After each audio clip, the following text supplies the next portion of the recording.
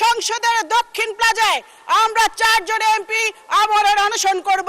এই বিষয়টি অতি জরুরি বিধায় প্রয়োজনীয় ব্যবস্থা গ্রহণ করবার জন্য আমি আমার অনেক প্রিয় স্বাস্থ্যমন্ত্রীর দৃষ্টি আকর্ষণ করছি। মাননীয় সদস্য রেহানা আক্তার রানু, মহিলা আসন 4।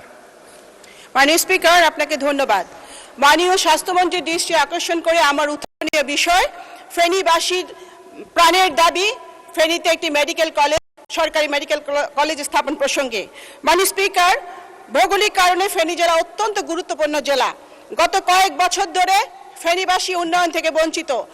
আমরা এই সংসদে ফেনী থেকে 4 জন এমপি এসেছি, আমরা একজন যোগ্য মন্ত্রী পেয়েছি। আমাদের 4 জন এমপির প্রাণের দাবি, আমাদের ফেনীর গণমানুষের দাবি, ফেনীতে একটি সরকারি মেডিকেল কলেজ প্রতিষ্ঠা করতে হবে।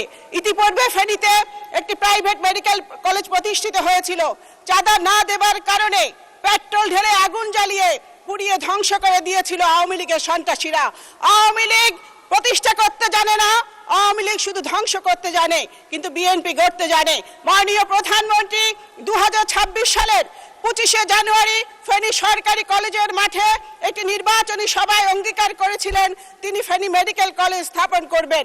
এই দাবিটি যতদিন পূরণ না হবে মাননীয় স্পিকার, ততদিন এই দাবির পক্ষে এই সংসদে কথা বলে যাব। প্রয়োজনে এই সংসদের দক্ষিণ প্লাজায় আমরা 4 জন এমপি আমরণ অনশন করব। এই বিষয়টি অতি জরুরি বিধায় প্রয়োজনীয় ব্যবস্থা গ্রহণ করবার জন্য আমি আমার অনেক প্রিয় স্বাস্থ্যমন্ত্রীর দৃষ্টি আকর্ষণ করছি। মাননীয় স্পিকার, আপনাকে অসংখ্য ধন্যবাদ।